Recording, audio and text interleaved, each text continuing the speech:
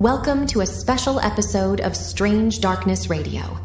In this captivating installment, our hosts, Bobby and Carolyn, had the privilege of being guests on the fantastic Dairyland Frights Podcast, hosted by none other than the amazing John Radtke. During Bobby and Carolyn's appearance on the show, they shared the intriguing story of their journey into podcasting, exploring the roots of their passion for the mysterious and the unknown. But there's more to the tale. They also ventured into the Dairyland Frights Podcast's riveting topic, the Missouri State Penitentiary, renowned as the bloodiest 47 acres in America, as acclaimed by Time magazine. So, fasten your seatbelts and prepare for a thrilling odyssey through the macabre and the unexplained as we embark on a chilling historical expedition of the Missouri State Penitentiary. This is Strange Darkness Radio, where we unveil the secrets of a place that has witnessed more darkness than most. Stay tuned for an episode that will send shivers down your spine.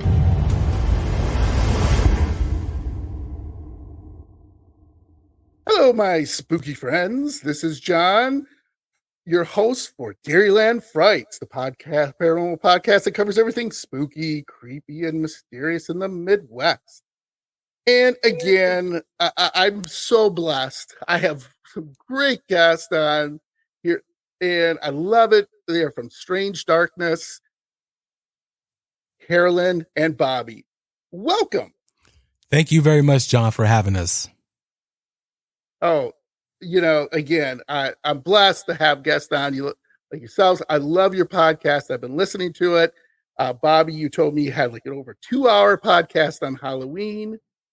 So that was must have been interesting. So can you do me a favor? Carolyn, you want to go first? Bobby, you can go first. Doesn't really matter. Tell me a little bit about Strange Darkness Radio and what it's about. Well, go ahead, Carolyn. Oh, no, I was going to say I'll let Bobby do this part because this is his baby. So. All right. Well, basically I had a paranormal experience at the age of 11, and it was so crazy to where, and I talk about that on the show also. That's probably the first episode. And that questioned everything going forward from that point.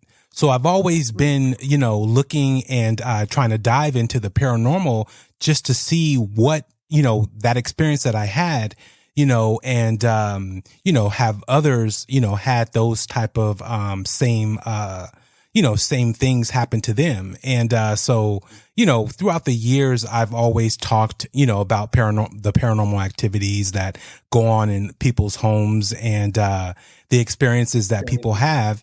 And, so, that kind of prompted me, you know what? I need to start a podcast. And then, so I went ahead and started this podcast, Strange Darkness Radio. Nice. So I have to ask, Bobby, tell me a little bit. I know you probably have already said it to your audience, but I have a whole new audience here. Would love to hear your little paranormal experience. Okay. Well, let me make this brief because it's kind of a little detailed. But all right, let's go ahead. Yeah. Okay. Nice but teaser. Exactly. Okay. A little teaser. Well, we were at the drive-in. We came back home. I really had to go to the restroom. Didn't want to, find my way back to the car and all that jazz. So I waited, until we got home. Me and my dad came to the door of our home. We entered the home.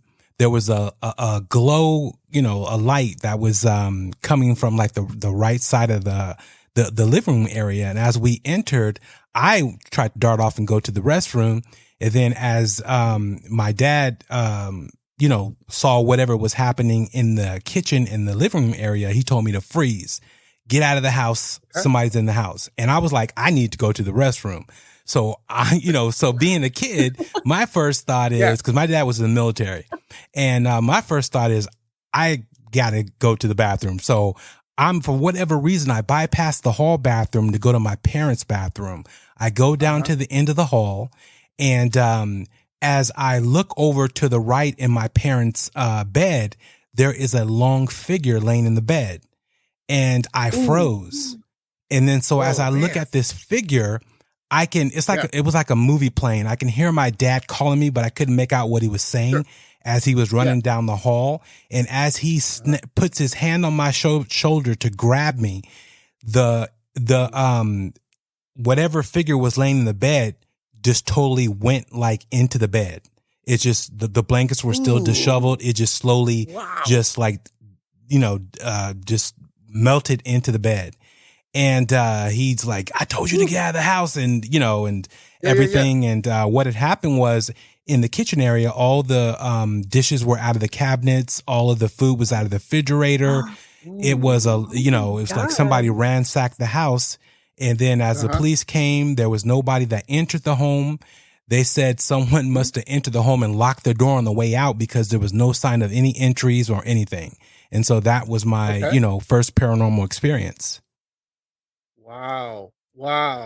That is crazy. I've heard something similar to that before where people have said they've gone into their house and like there's someone in their bedroom, like at the edge of their bed and stuff, but I've never heard anything like that. That's crazy. Oh yeah. Man. And my parents had a king size bed. It was really, really huge. And you even had to have steps to get onto the bed. And so that, it was crazy. It was crazy. Wow. But that was my first experience. That's what. I love it. I love it. That's a good spooky one. Wow, man. I don't know. I would scream like a little girl and run. I was shocked. I couldn't move. That whole thing when people say, you see something and then it just stops you in your tracks. And being at 11, I was like, what am I seeing? What is going on? And even the image, how it, I looked at the image to stop. It's like a feeling, that came over me. It's just like, don't move. And Yeah. So let me ask you this, Bobby, and then Carolyn, I'll get to you next. Was that what interested you in the paranormal, or is there another event that interested you in the paranormal for you to want to do a paranormal podcast? No, that's what sent me down the path to ask questions about what we see and what we hear, and what we believe. Just because you can't see it doesn't mean it's not there. And so that sent me down the path to ask questions. I, love it or hate it, I would be in church asking like, certain questions like, are demons real? Are, spirits real? Those questions are like, oh, you're not supposed to talk about that. And, being in the African, American community, it's like, that's just something that you really don't discuss, just sit there and catch the Holy Ghost and you're good.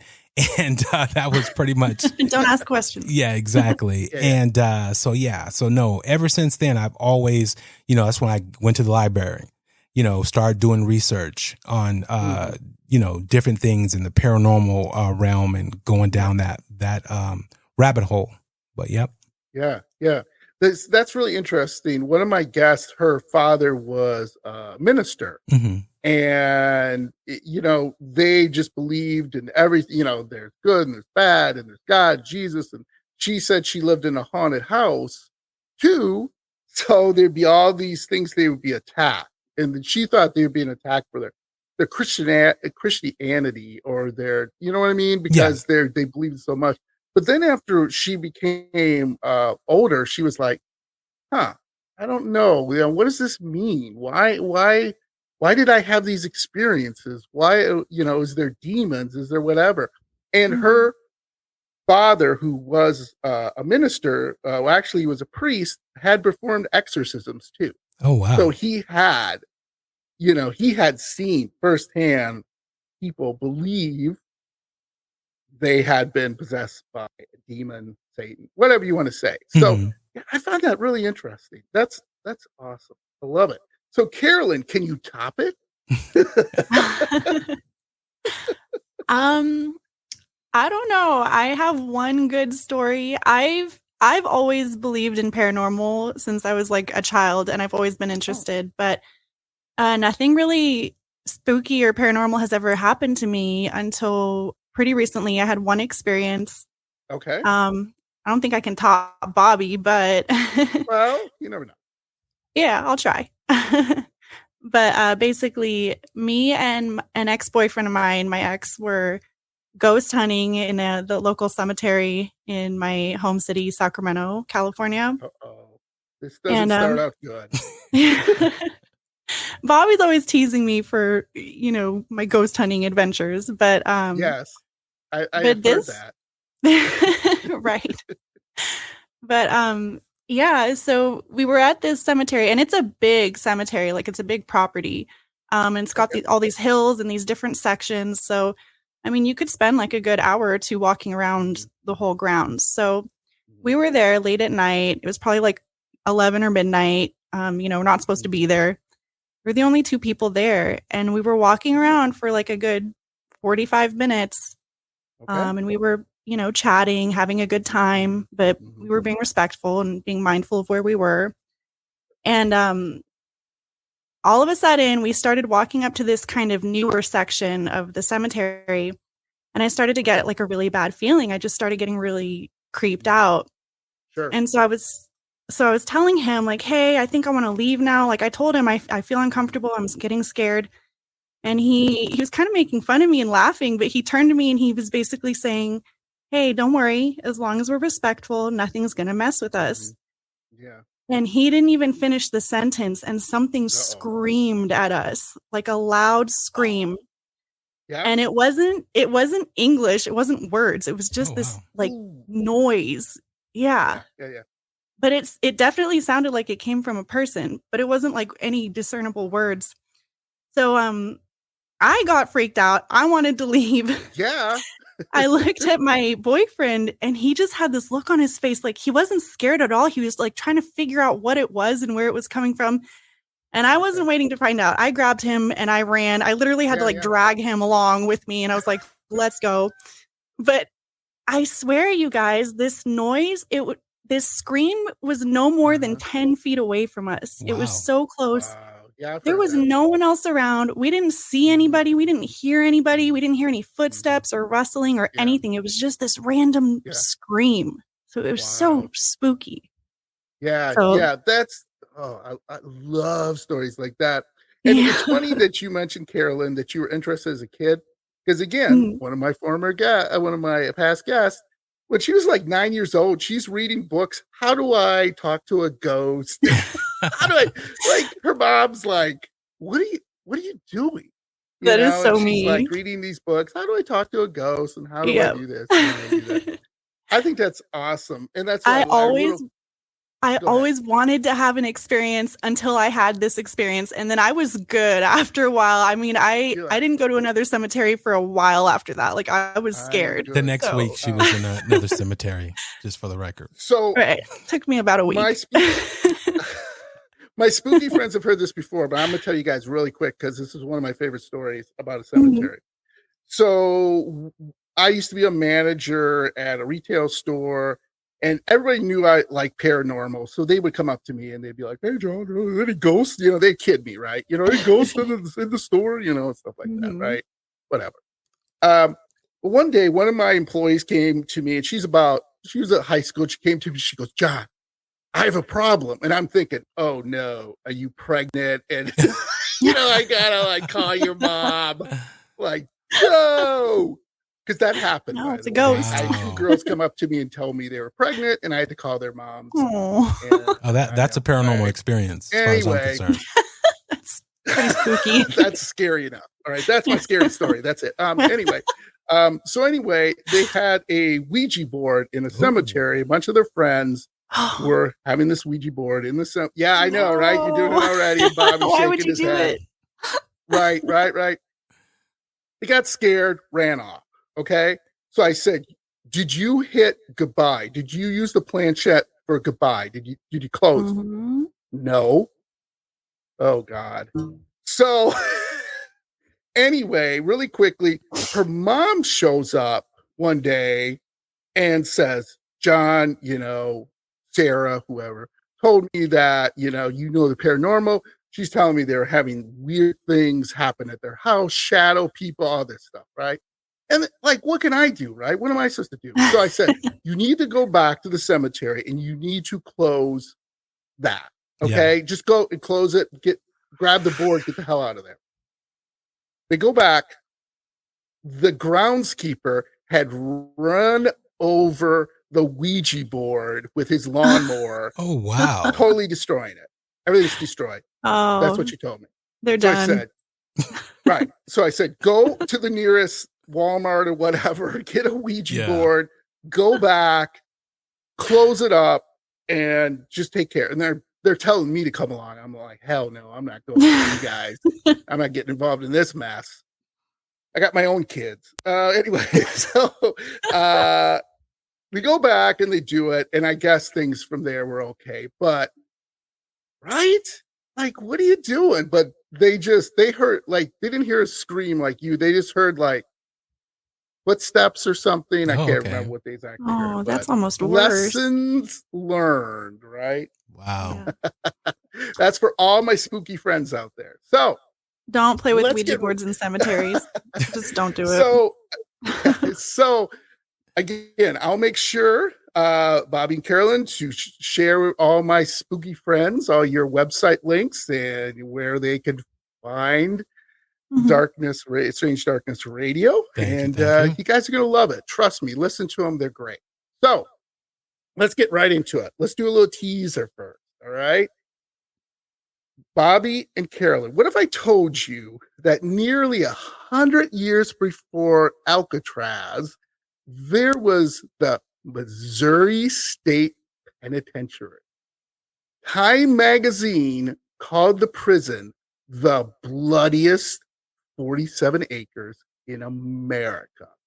Today, guides and guests alike will attest to apparitions, unusual sounds, and eerie vibes filling the infamous prison. So when Time magazine says, hey man, you're nuts. This is exactly terrible prison.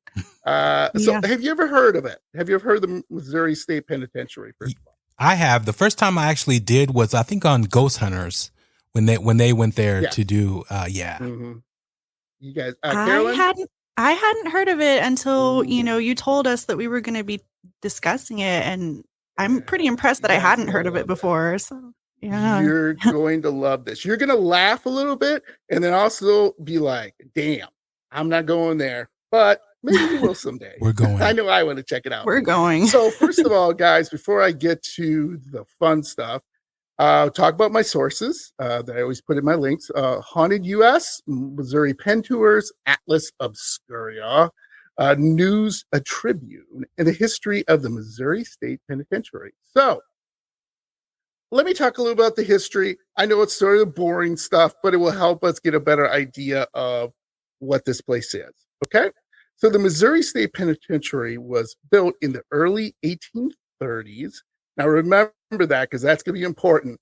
Its original prisoners, I love this, let me repeat that. The original prisoners made the bricks that make up the first walls of the building. The prison grew many times from its initial 15 inmates until it was ultimately closed in 2004. So this prison not only was built by the prisoners, but also 1830s, and it just closed in 2004. I know, that's wild. That's wild. Yeah. Right? So here's some of the famous prisoners that I like to kind of get out of the way too. We'll talk about them here in a little bit. During this time, many well-known prisoners, including James Earl Ray, he's the guy shot, if you don't remember your history, he was the guy who shot Martin Luther King Jr. He and the Charles Pretty Boy Floyd. So he was this really badass in the 20s and 30s.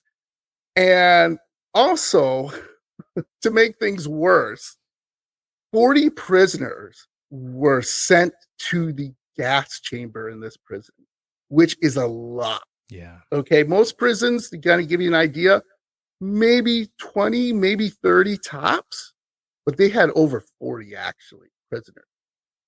So this place was bad. Okay. It was really bad. In fact, they also had riots in there where people died, and They found a snitch, and as we know, snitches get stitches, but this guy was bludgeoned to death. He actually is now one of the ghosts. I'll talk about it here. So, the Missouri State Penitentiary housed hundreds of thousands, and I mean thousands, of convicted felons during its 168-year history, folks. Yeah. And many of these inmates obviously still remain. So one of the things they tell too, in 1831, when this started out, this guy, Governor John Miller, was convinced owning and operating a prison, hey, that makes complete sense. We need to have a state penitentiary here. So 2 years later, I love the way politicians think. Hey, let's just make a prison. Exactly. Let's just put this. So they passed the bill, and the construction began in 1836. Now, this is it. I want you guys' feeling on this one because I think this is hilarious. So the first prison's inmate was a guy named Wilson Edison. You know why he went there, guys? Stealing a watch. I know. That's wow. That's so sad. Dude, what do you think of that? Exactly. You go to a not the county jail prison, not right? prison. This is crazy. Where they hold murderers and serial killers, and the first inmate stole a watch. Yeah, first inmate just stole a watch. Okay. And like I said, it's one of the longest maximum security prisons, was in the United States. And like I said, it began housing prisoners in 1836. Soon started laboring the prisons, doing, you see those old-timey prison movies where the guy's hitting the rocks? This was it. Yeah. Those guys sweating their balls off, hitting rocks for, I don't know why, but that's what they did. Which I think is really weird. Keep them occupied. Right. So by 1868, so short of time after this was built, it was hosting post-Civil War criminals. So it started out with a guy stealing a watch. Then had these Civil War criminals who were, these are the guys that did terrible things that I won't get into. Very, very brutal. But here's the thing, that Tom Wells, he was a former security or prison guard, I should say there. This is a quote from him. They just pretty much worked a lot of inmates like slaves. It was pretty brutal. And like I said, Tom Wells, who's this prison guard, he began working as one of the prison guards in 1989. And now he does ghost tours at the prison. Okay. So imagine you steal a watch. This is your first offense. You're in with these terrible people, breaking rocks. What do you guys think? I think it's crazy because if you think about Tom Wells, 1989, we're not talking about 1800s. We're not talking about 1901. Yeah. How he says they were treated like slaves, with all that's going on, now and everything else about, prison rights and so on and so forth. But that time period, that's not that long ago. That's crazy. Yeah. And kind of what the reason that he said that was because like the prison warden or some of the other higher ups in the prison system would make the prisoners build their homes with like, oh, I want a new house. Mm-hmm. So go out and build my house. Yeah. And I'm not going to pay you a dime. No. Well, they got 11 cents somewhere, something like that. But yeah, it's crazy, right? Yeah. So by 1932, with roughly 5,300 inmates, the Missouri State Penitentiary held the largest inmate population in the United States at that time and was considered one of the most successful prisons in the country. On average, the inmates cost the state 11 cents per day. There you go. And they were proud of that. And wasn't 11 cents per day. Like, wasn't it super overcrowded too? Like it was only built to hold maximum like 1,200 people, and they had 5,300 people. Correct. That's insane. That's like 6 or 7 to a cell. I mean, correct. Yeah, they would average 3 to 4 a cell. Oh, that's crazy. And you're dealing with the guy who stole a watch, to a rapist to an axe murderer to God knows what, right? Exactly. So Yeah. and this is unbelievable. So maybe it's not so bad, but then again, you're like, oh, okay. But according to articles, they said on good days, inmates sought a sense of normalcy. I don't know how they do that, but they formed baseball teams, played miniature golf. Explain that one to me, either one of you. Attended chapel and worked long days in the dozens of factories. And it was like a major economic boom. So they used prison labor to basically build this community. And I don't know if you guys have ever done any research on this, or if you know anything similar to this. Unbelievable, right? Yeah. The only thing I know is Folsom makes California license plates. I'm not even sure if they do that anymore, but that's Not really the same, but no, not at all. That's crazy. Yeah. I mean, it worked though. They built a nice community out there, right? Those nice houses for those politicians, and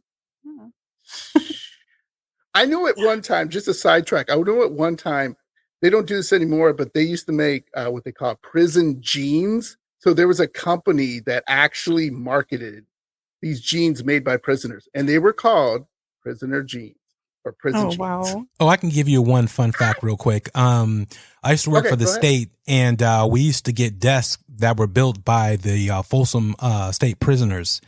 And we received one of the desks, which were really nice, all oak wood and everything. We ended up opening one of the drawers of the desk and found someone had took a number 2 in the desk just as a thank you. So that was thank you very much. Exactly. That's why you don't buy things made in prisons. Well, not. It's free. Well, then you the state is paying themselves, right, so it's free anyways. You know, even though the state's buying it from itself, but so I love that, Bobby. I love it. That's great. So even though they could play miniature golf, it wasn't all strawberries and unicorns. The guards would whip a man for literally nothing at all.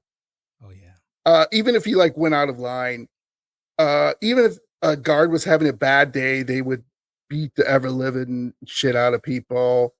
The gentleman who his name is John Switzer, who I got this from, he is actually a historian of the Missouri State Penitentiary. He does ghost tours and everything. One of the things, though, this is unbelievable. So in 1954, 2 inmates feigned sickness to attract attention. When 2 guards entered the hall, the inmates overpowered them and stole their keys. The 2 ran along, releasing other inmates as they pursued, remember I told you before, a jailhouse informant and bludgeoned him to death. Wow. I mean, there was supposedly, this is Gold Star, this is R-rated, so if any kiddies are listening to it, moms, you might want to take off their headphones and, take them out of the room. But these guys beat him such to a pulp. They'd use basically dental records of what teeth they could find. Wow. That they just beat him, just being a snitch.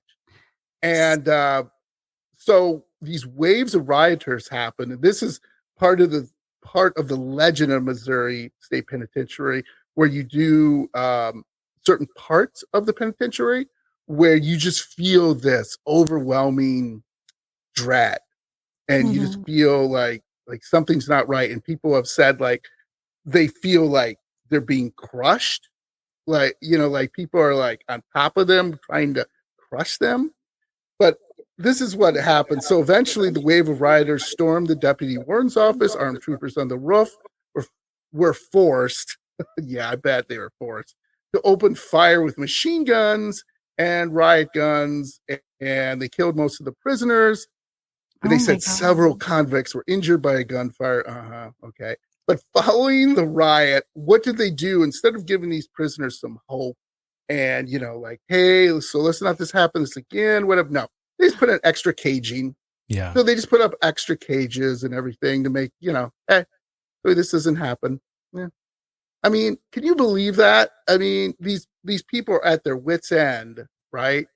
They go and kill this man who's probably just trying to get released from this hellhole. Yeah. Mhm. And they just go, oh, put up some caging. Yeah, exactly. Like the walls aren't tall enough already. Yeah, That exactly. So this is guy again, one of the famous prisoners I'll go to. So in 1959, James Parker Ray was sentenced to 20 years after holding up a St. Louis Kroger. And then once he got out in 1967, he capitalized on his job in the prison bakery and snuck into a large box, used to ship bread. When a truck arrived to pick up the supply, the bread box with Ray inside, he escaped, basically.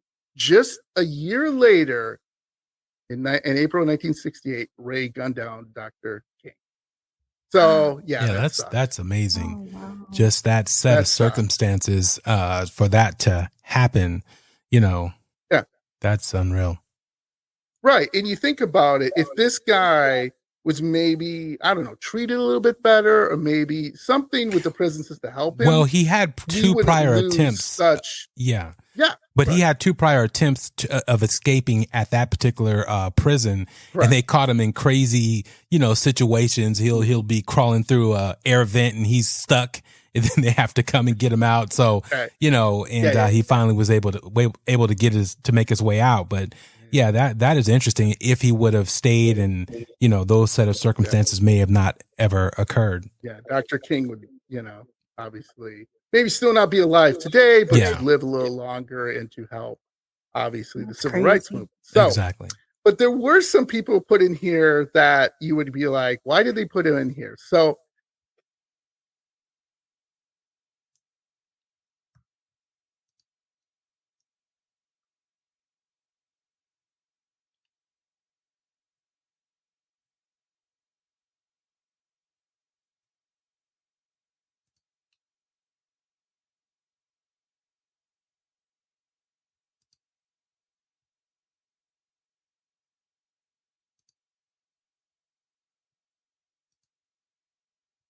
thing that someone went to jail over that, being someone who tried to bring freedom to the population, tried to help people. And she was jailed. Both of these people were jailed to help people. Just for speaking out. Yeah. Which is, we're supposed to have free speech in this country, but during World War I, there was such high paranoia. They actually passed laws that said if you opposed certain things, like what they did, the opposing the draft or speaking out against the government, you could be locked up, apparently in one of the worst prisons in the United States.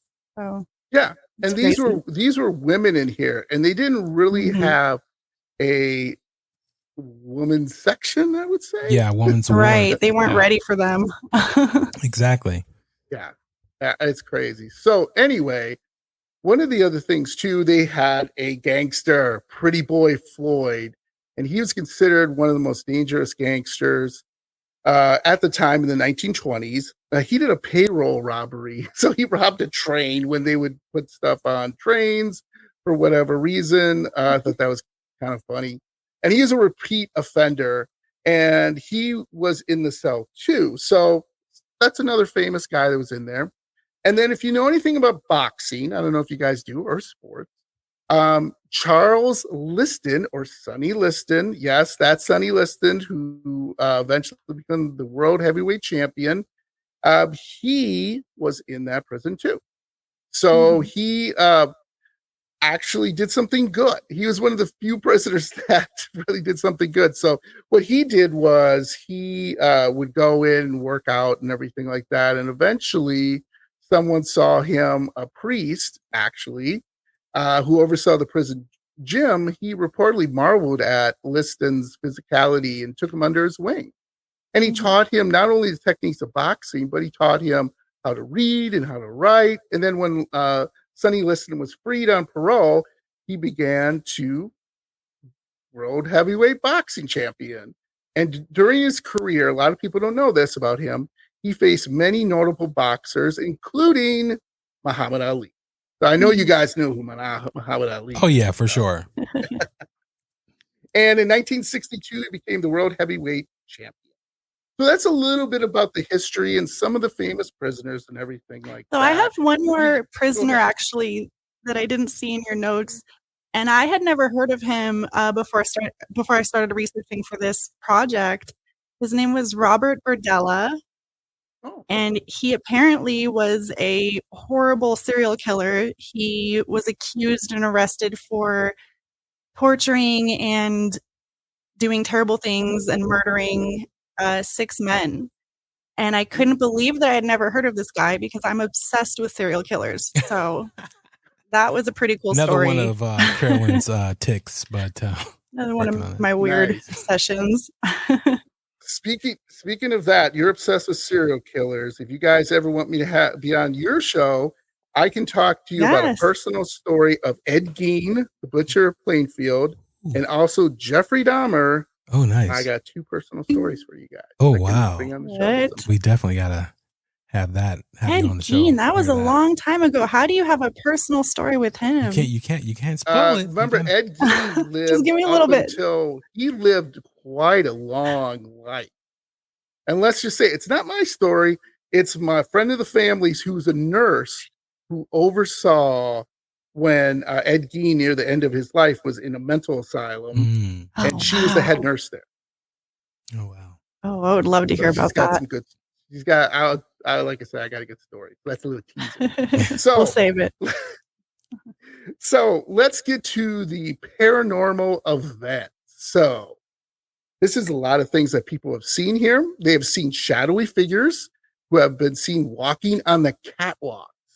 So like the catwalks, they'll see people kind of, like these shadowy figures on these things. And that's in Hall A. There's a whole bunch of different halls and stuff who have different criminals and different spirits. So also Hall A is also notorious for these above ground spirits as well. One cell in particular, cell 48, is reported to be the site of the brutal bludgeoning of that prisoner, the snitch informant. Yeah. So the prisoner's phantom reportedly remains entombed in that cell forever. So people who go in that cell have feelings again of overwhelming dread, heavy weight like pressing on them, like I said, and others have captured photos of strange, shadowy figures around that cell. And again, people who go in this cell, you remember, all these cells are not big cells; they're small cells. I just feel like I'm being suffocated, like they can't breathe. And they have to get out of there. So I'm like, oh man, that's great. So to make things worse, Missouri State Penitentiary had a dungeon.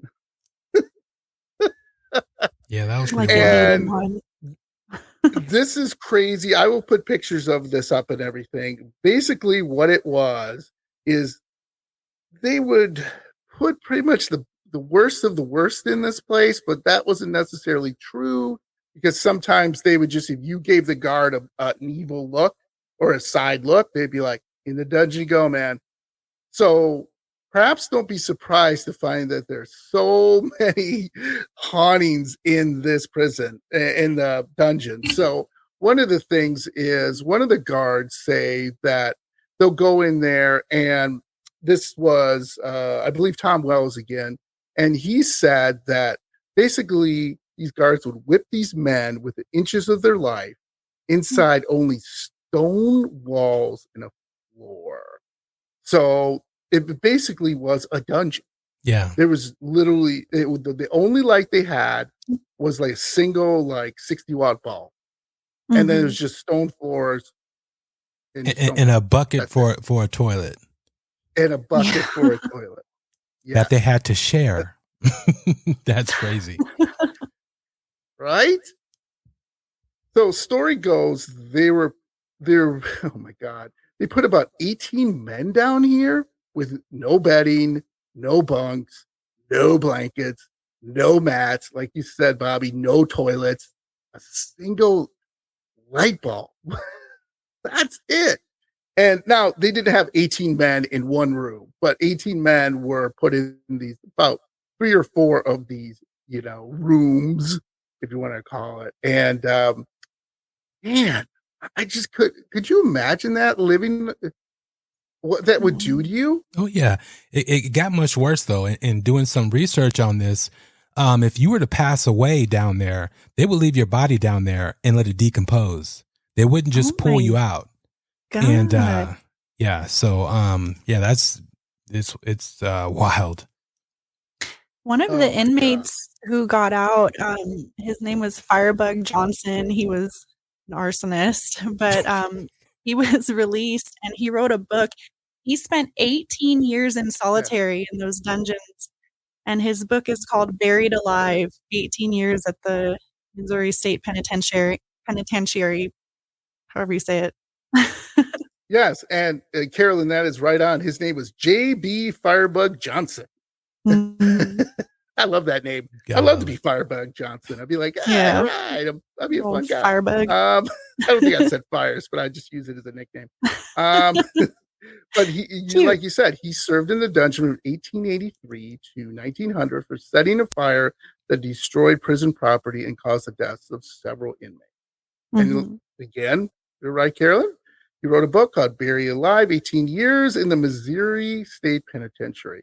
And just down the hall from the Firebug cell, there's a little plaque. And it says on there, J.B. Firebug and stuff like that. So one of the things when you're in this dungeon, bad stuff happened, right? So one of the things is Switzer, the gentleman I brought up before, who's the historian and ghost hunter, he, on his first night when he was doing a ghost tour, he had an encounter with an entity. And he said, I'm standing in front of the door to this cell, whatever you want to call it. And I go to flick the light off, and immediately I felt something on my right. I felt his face right here. He says, holding his hand against my cheek, and I can feel him breathing on me. And I'm thinking, this is according to Switzer, and I'm thinking, okay, you're imagining this, but you could not pay me any amount of money to turn my head and look toward the door where the dead end is, where he's standing right there. Exactly. Every time. And then he said, this is also now the only building at the penitentiary, which I'll get into, the housing unit 1. But could you imagine that? You're just down in this place, and then you feel this breathing on you and like a hand against your face. And then, I'm going the other way, regardless. I'm out. I totally agree. I am out of there. See ya. And again, everybody who's been down there feels dread and just, they see this Firebug guy, and they're just like, yeah, I'm out of here. In housing unit 1, which is the main entrance, a specter, this is, I think, kind of funny. A specter with a unique name has been encountered, and he is known as Fast Jack. This spirit is well known around the control room in the front lobby of the building.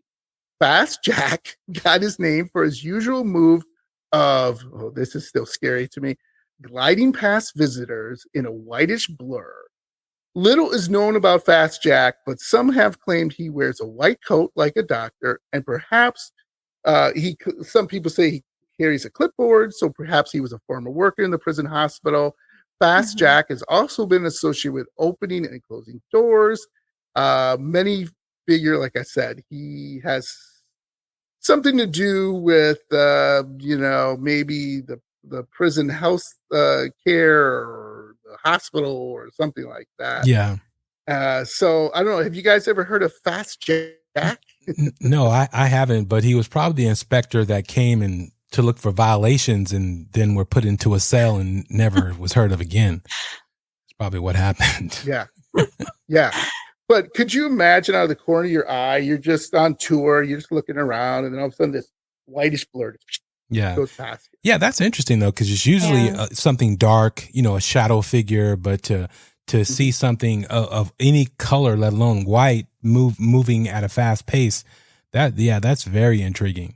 So, and it's interesting that the people who actually are able to make out like a figure, because he's fast, but they do describe him as wearing a white coat, like a lab coat. So I wonder why would a doctor be haunting the prison? He was probably killed. No idea. There were so many deaths in that prison. It was ridiculous. All right. Yeah, remember I said it's 47 acres of blood. Yeah. I mean, I'm not even going to get into the deaths and everything. We could be here all night if I get into that. I mean, that's crazy. Yeah.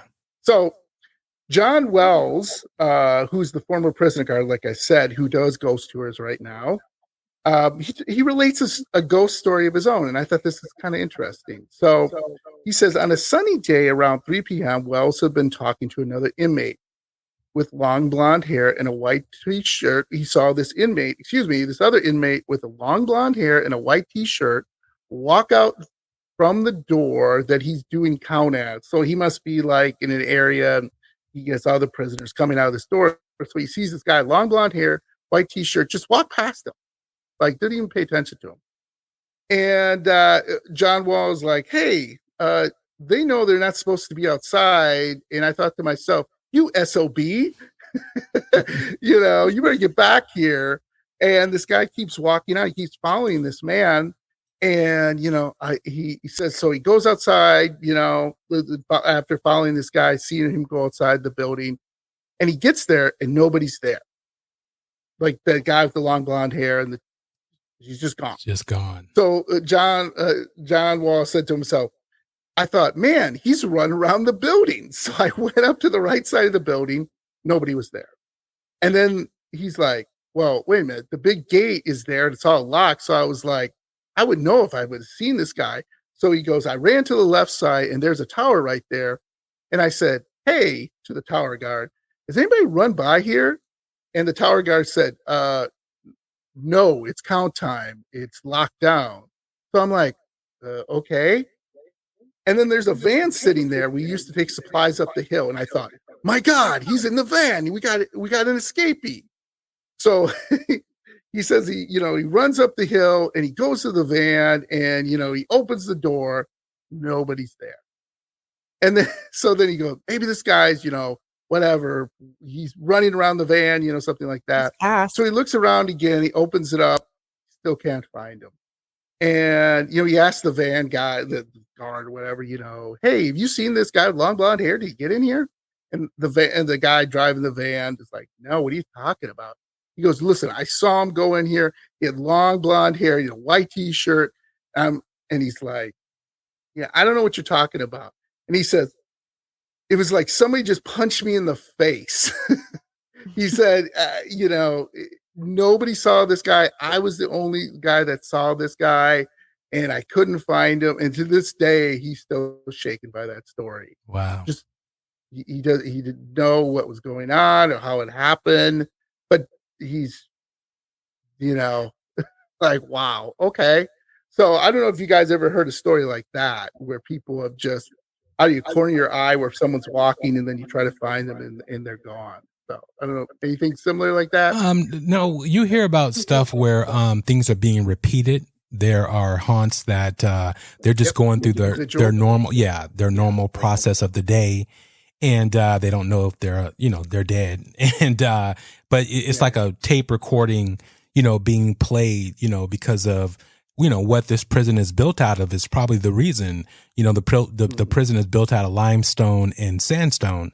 And so that that's said to have a combination to be able to supercharge, paranormal, environment. So that could be just it traps the energy. Yeah, the energy is replaying itself. It's already a miserable place. Yep, that's interesting. Yeah. Absolutely. So other things that happen here are, of course, cell doors slamming. There's coins that will come down from the ceiling, from the catwalks. Wow. And people have actually seen the coins appear out of nowhere and just fall from these catwalks and everything like that. The other thing too, they said they've heard, and this is, guys, please explain this to me. But when ghost hunters have been there, they have also reported sounds of children and dogs. Anything? Does that make sense? Well, it could be the certain murderers who killed children being haunted by those very children coming, and staying in that location once they've since passed or, got taken out by the gas chamber. And, so that could be a possibility, or the land prior, of what, was there before where the that. prison was built. Yeah. That's just interesting to me that prison would have like dogs Have and children. Yeah, exactly. Usually that's in a haunted house, right? Huh? Yeah, but there's a lot of those inmates that killed a lot of kids. Mm-hmm. Ooh, yeah. Yeah. There's stories of that too, where children have come back to prisons where they see this dark entity of this child. And that's spooky too, man. That's crazy.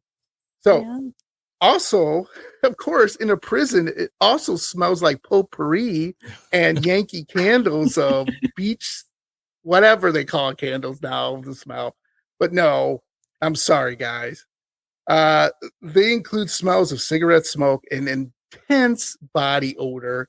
So, there you go. Yeah, I imagine they didn't get too many baths, especially, I mean, that was probably, good behavior if you, we're able to go take a shower. Absolutely. So. Reward. So one of the things too is, like I said, they have a bunch of ghost tours there and stuff. They go the history of it. They go a little deeper in the personal lives of the inmates. Like I said, a Pretty Boy Floyd, Sonny Liston, James Earl Ray, the serial gentleman was a serial killer there. And they go into the riot and stuff like that. And you are able to, which I think is really cool. If you do want to go there and investigate it, they're open for it. You can bring your own equipment, your own devices. They will gladly help you with that. Also, like I said, you're also given insight into the history of it. So that's kind of cool. And a couple of my former guests have done that, and they always get great stuff. They've gotten EVPs. They've gotten touch. They've gotten smells. You name it. They said every time they've gone there, they get something. It's especially really active. St. Bobby, the shower area. They always feel like, man, I got to get out of here. Something is not right. When I was researching for this, I saw a lot of, evidence. There were a lot of pictures that people had taken on tours. There's a few other famous ghosts, like there's an 8-foot tall shadow figure that lurks in one of the cells in, I think, housing unit 4. It's been captured. There was like a hanging man or like a shadow figure that was floating up by the ceiling. And it was one of those really tall halls, way like, I don't know, 30, 40 feet up, 20, 30, I don't know. But I've seen some pretty convincing photos from that place. Yes. And like I said, I'm just barely touching this. I'm just giving you a brief idea, but it is scary. And you can go on and on and on with shadow people feeling, like some of these, like James Earl Ray, you go to his prison cell, you kind of feel like something's not right in there. And some people have said they've had discussions like with him, or he's talking to them about it. It really depends, right? So it's crazy. The whole thing is just, ugh. It makes sense. Like you said, full of death. Go ahead. It's the bloodiest 47 acres in the United States. I mean, it makes perfect sense. There's so much misery. I mean, so many deaths from disease. The prisoners were mistreated. They murdered each other. I mean, I saw interviews of people who had been released who had stayed there. They said that, seeing other inmates get stabbed and beaten to death was like a common occurrence. Yep. And they were, in the earlier years, they were literally tortured. I mean, they were given ice baths, they were whipped, they were kept in solitary in those dark rooms. Yeah, a lot of those inmates kept in solitary went blind just from not probably being insane. Able to see anything, whatever, for the amount of time days they were and years. Yeah. It's incredible. And then aside from that, there's the executions too. They weren't given like a lethal injection. They were given cyanide gas. Yeah. Which I don't know if a lot of people know this, because I didn't know this until recently. But cyanide is one of the worst, most painful ways to die. I mean, you basically suffocate to death It stops your blood from being able to absorb oxygen, and so you're breathing, but you feel like you're suffocating. It's terrible. And your internals are on fire as you're breathing Yeah, in. it burns. It burns. Yeah. It's crazy. Really, really horrible way to die. Yeah, and also they're the first, I think it's the first prison that executed 2 people at one time. They did that on 4 occasions. Yeah, they would put 2 people in the chamber and kill them together. How sick. You know, I did Ohio. I did a episode on Ohio State Reformatory, and I thought that was bad. Yeah. This is wow. Again, we're not even scratching the surface of the things that went on. We could do a 3-parter or 4-parter. I mean, so maybe I'll have to bring you guys back. So anyway, you actually go through all parts of the prison. So yes, you do see the dungeon. You do see the main halls and all the other places. But also, and I don't know if I could do this, they take you to the gas chamber. So they take you to, and I'll put a picture of it, and it's like, my God, because this gas chamber there's like a little peephole that you can see in. Like, so you would see this, like you said, this person, just their guts, just their eyes bulge out, whatever. Ugh. Horrible. You know, like, no, thank you. No, thank you. So, and these were not good guys that were being executed, but no one deserves to die like that. No one deserves to die like that. Just terrible. Yeah, absolutely right. So, if you are brave enough to take one of these prison ghost tours, and they said this fall, but it's recommended to make reservations because they said they get a ton of people. Oh yeah, believe it or not. The tours go through, and I didn't think this was, I thought this was kind of weird, but okay, from December through February, but also due to weather. So what I was told, I actually called the tour because I was curious what they meant due to weather. Okay. And they were like winter weather. Like if it's a really bad winter storm or something, they said, don't come in here because there's no heat. And it could affect the lighting. And they said, maybe you don't want to do that. Now, here's some of the prices, and I think this is fairly reasonable because I always like to help paranormal places out too. Paranormal tour. So you can book a 2-hour guest tour, a 2-hour ghost tour. It's only $30 per person.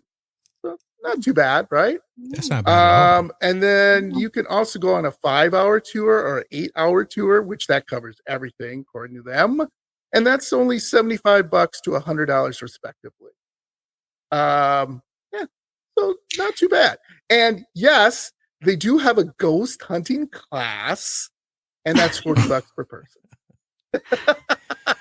Does the class like tell you how to run or where to run or when to hide? It's like, yeah. So according to this nice lady that I talked to, they don't give you any equipment or anything. They just tell you like, okay, to your point, they say, if you see a shadow person, maybe you want to back up a little.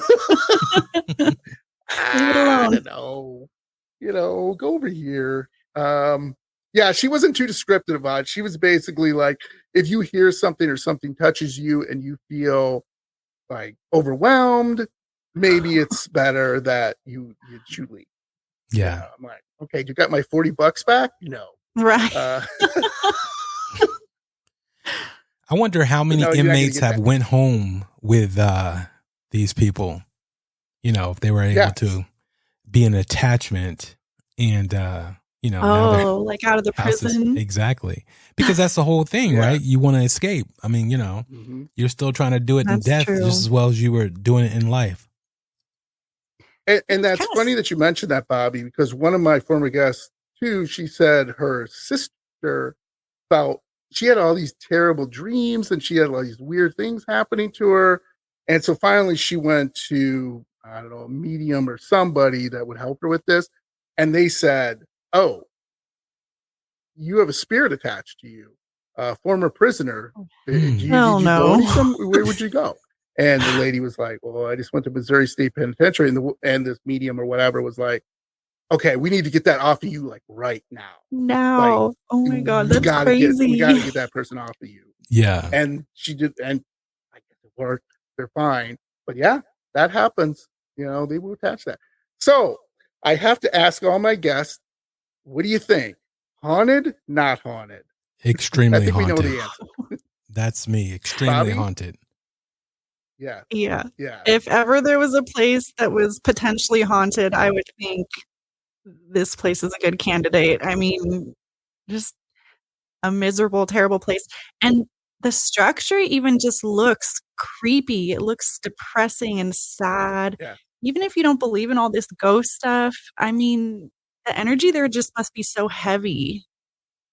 Yeah. Yeah, but go ahead. I would love to take a person who doesn't believe like at all to a particular location like this. Take them on the 8-hour because tour. I guarantee you by the time it's over, they will be a believer. Yeah. Yeah. I would love to go there. Absolutely. Yeah. So like I said, the tours are fairly reasonable. I mean, call ahead to all my spooky friends and Carolyn, obviously my spooky friend Bobby. I'm there. Call ahead. Overnight. Busy. Yeah. I'll do it. Hey. So the lady I talked to said they only do overnights under special circumstances, and she didn't really elaborate on it. Yeah. So I'm guessing, if you were like big time, like Zach Baggins, like you know what I mean, then they would probably be like, "Yeah, come on down." I hit them with that Zach bag of $10,000, and I guarantee you I'll be there all night. Stay for 3 days. Exactly. Take a look at this. Well, yeah, no problem. So, guys, Bobby and Carolyn, thank you so much again for joining me. You guys are great. This was super fun. I will, like I said, for all my spooky friends, I will put everything out there for your social media links and everything like that, and where they can find your podcast. Before I go, though, anything coming up special? Anything you guys are promoting, maybe something really exciting on, the horizon with what you're covering? Carolyn, I'll let you.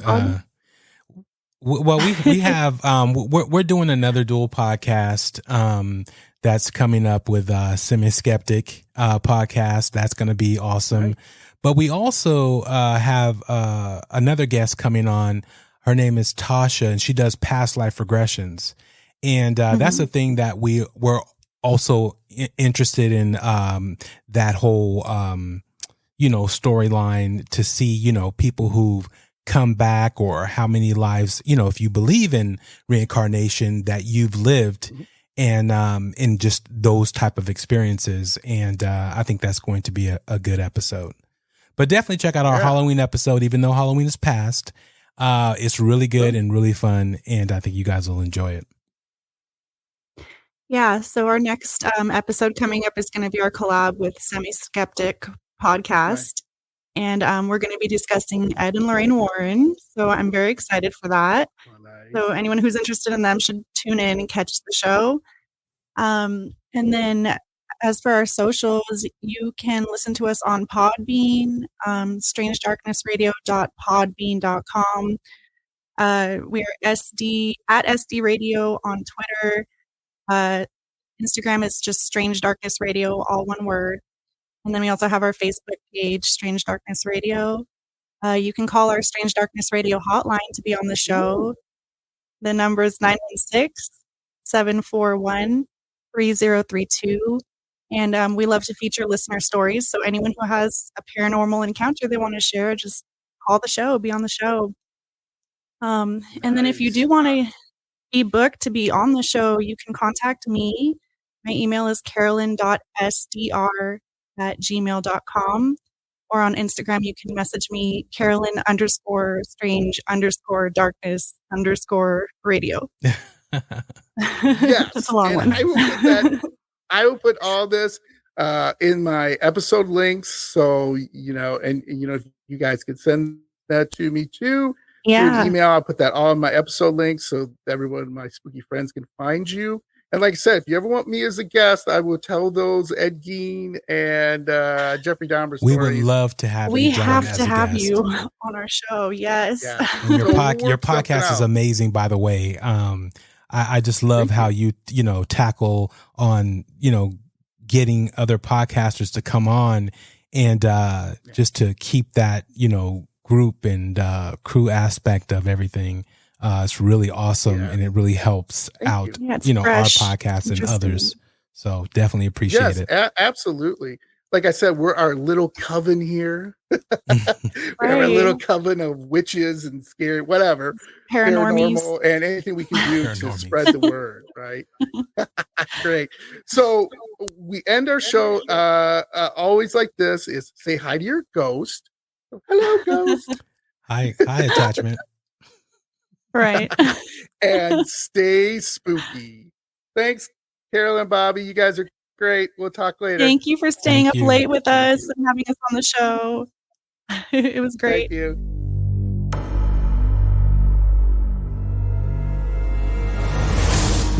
Ethel, do you know where you are?